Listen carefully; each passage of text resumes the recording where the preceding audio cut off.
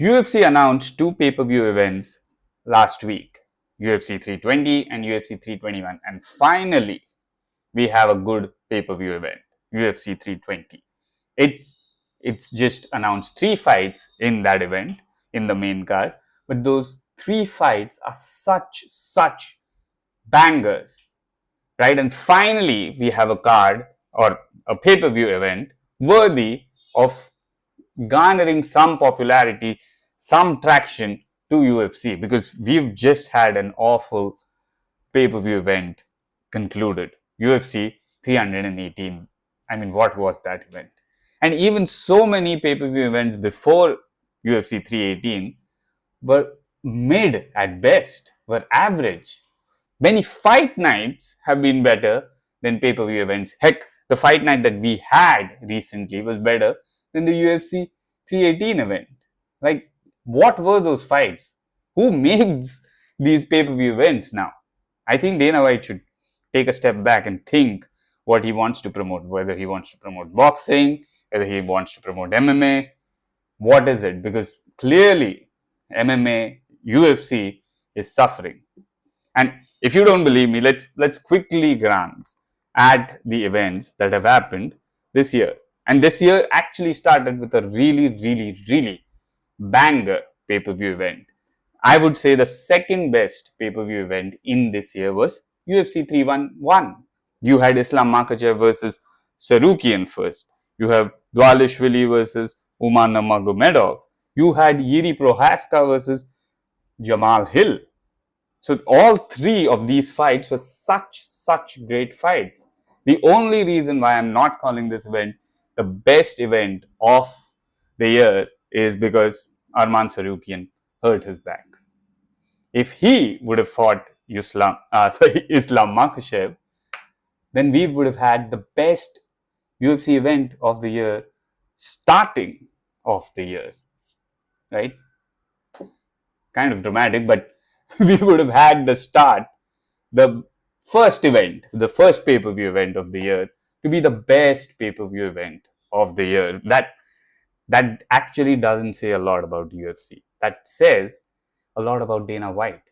How poor he's been in making these pay-per-view events. He's just been awful. His constant backing of John Jones, that's a different topic. We'll get on it later. We've already touched that topic, but let's not touch it anymore. This card was actually probably competing with UFC 320 if Arman did not drop out and Islam Makhachev did not face Renato Moicano.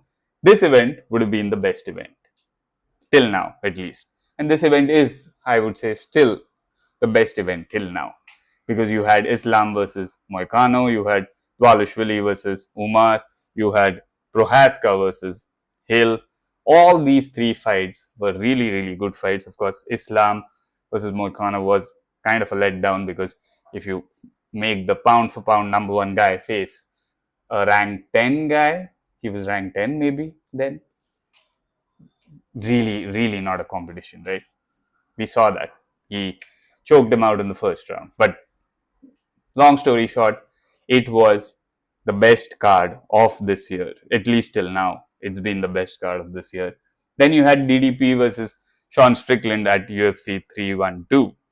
And for the co-main event, you had Bailey Zhang versus Tatiana Suarez. Again, two title fights, not really bad event to put together, but not really an exciting event, because it was DDP versus Strickland too. Though their match was close in the first fight, they did go at it. Did we really want a second event? Because Hamzat Chimaev was coming up the ranks, and you would definitely want DDP to face Hamzat Chimaev, or even Whitaker for that matter, before he lost to Hamzat. But still, DDP versus Strickland, okay. Like, this event was mid at best. Then you had UFC 313. Now, the only saving grace for UFC 313 was Sharma was fighting. Alex Pereira was fighting. Though he lost, Alex versus Ankalaev was a match in the making, and it was the it was the second most talked about match. First most, we know the match that is not going to happen, Tom Aspinall versus John Jones, but the second most talked about match that needed to happen, Pereira needed to prove himself, was against Magomed Ankalaev, and that match actually happened. And that is why this event was like talked about. I even did predictions for this event. I got 4 of them right. The one which I did not get right was Alex Pereira winning against Magomed Ankalaev. Sadly, he lost. And the co-main event was Justin Gaethje versus Rafael Fiziev. Of course, it was Gaethje versus Hooker first. But let's be honest, like even if Gaethje defeated Hooker or Hooker defeated Gaethje, would they be facing Ilya Topuria right now? Because Dana White doesn't seem so. Dana White is not keen on making Justin Gaethje versus Ilya Topuria, right? And if that was not the point of this matchup, then what was the point? I don't get it. So again, a mid event only saved by the main event. A mid pay-per-view event, of course, saved by the main event of the pay-per-view. That was Alex Pereira versus Magomed Ankalaev. Then we had UFC 314, again a mid event. Alexander Volkanovski versus Diego Lopez. Good fight.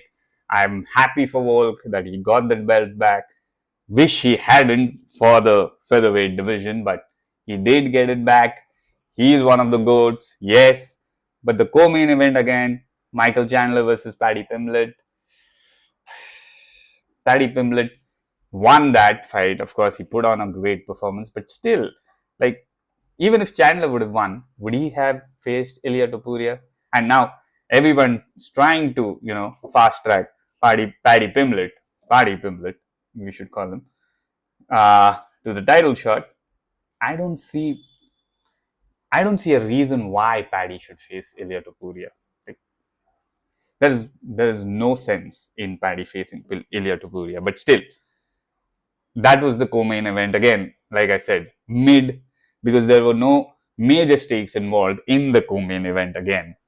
And you had UFC 315. I would say this is probably the third best or the fourth best event, because the best event is yet to come. But still, you had 2 title fights in this event, right? Belal versus JDM, Shevchenko versus Fiorot. The rest of the fights I don't want to mention because they are just fucking awful again. But still, because of the Belal versus JDM fight, me expecting it to be a kind of a boring fight like how other Belal fights are. It was probably the best title fight of this year. Maybe close to, uh, Dvalishvili versus Umar Nurmagomedov.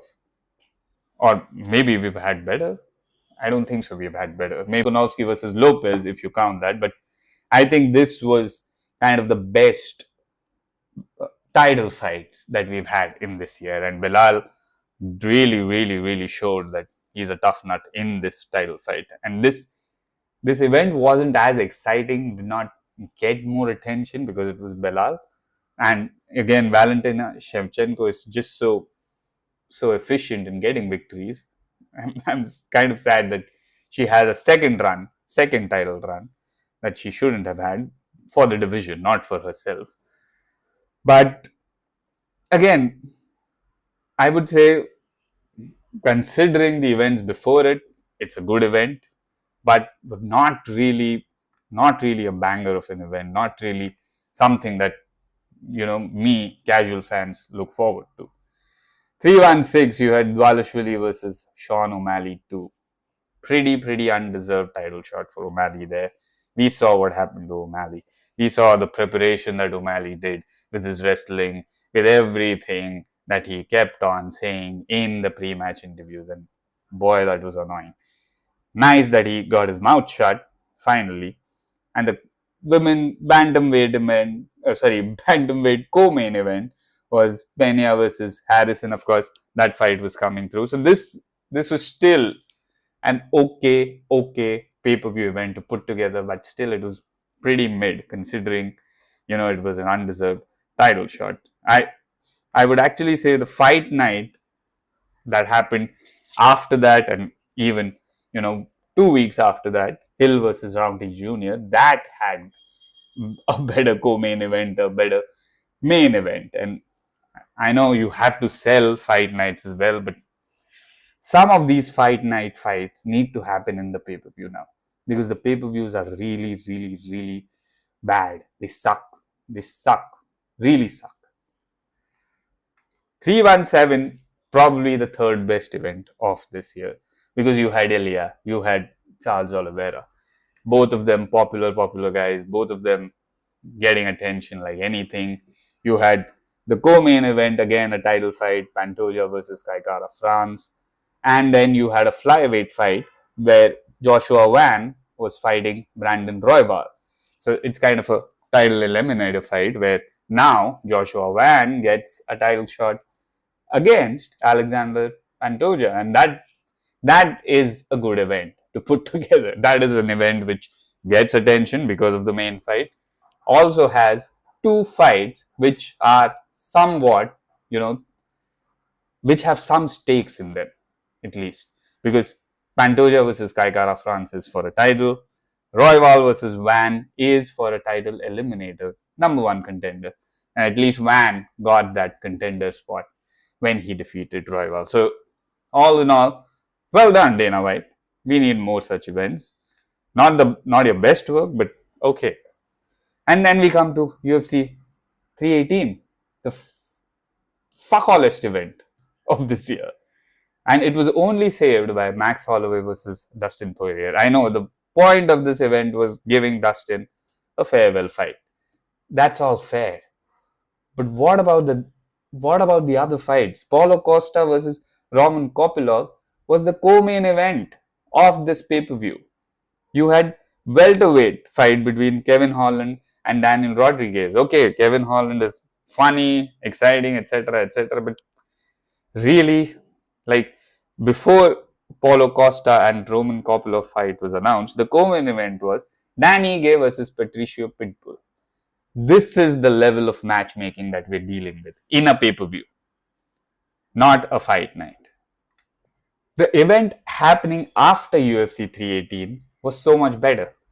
You had Whittaker versus D. Ridder.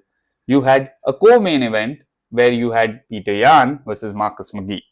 Now, all of the, and even Sharad Magomedov, I don't know how to pronounce his first name, but Magomedov versus Marc-Andre Barriot was again a good, decent fight for upcoming fighters who are trying to get into the top 10 of a division.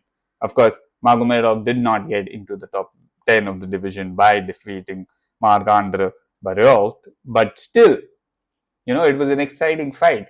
Peter Yan versus Marcus McGee. Of course, now Peter Yan finally is in contention to get that title shot. Right after Dvalishvili faces Sandhagen, I hope he faces Peter Yan. I hope Dana White finally makes that call, because he deserves another title shot. And Whittaker versus De Ridder, of course, whoever won that fight, even if Whittaker won that fight, he would have been one fight away from getting another title shot. Now, I think De Ridder is kind of that fighter, one fight away from getting that title shot.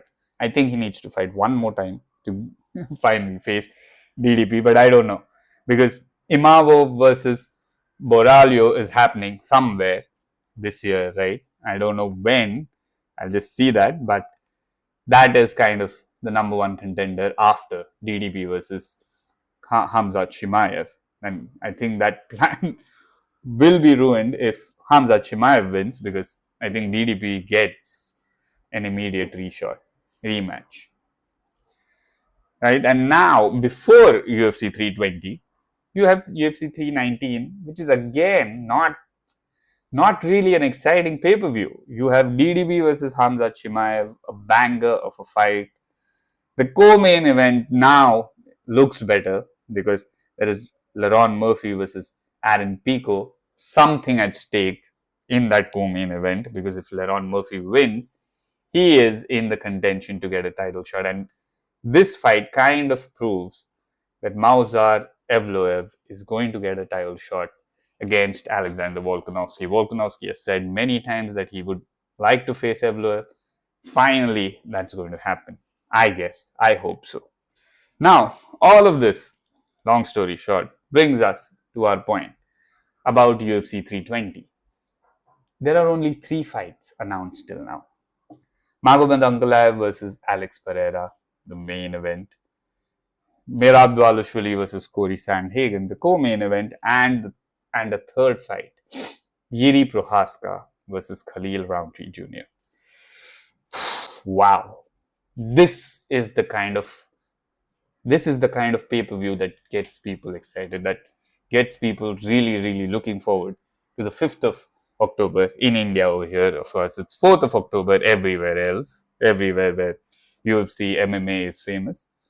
But still, this is the kind of pay-per-view that is needed for us, at least me, a casual fan, and for every other fan. Everyone is excited about UFC 320. And I'll give you a reason why UFC won't be able to top this fight card.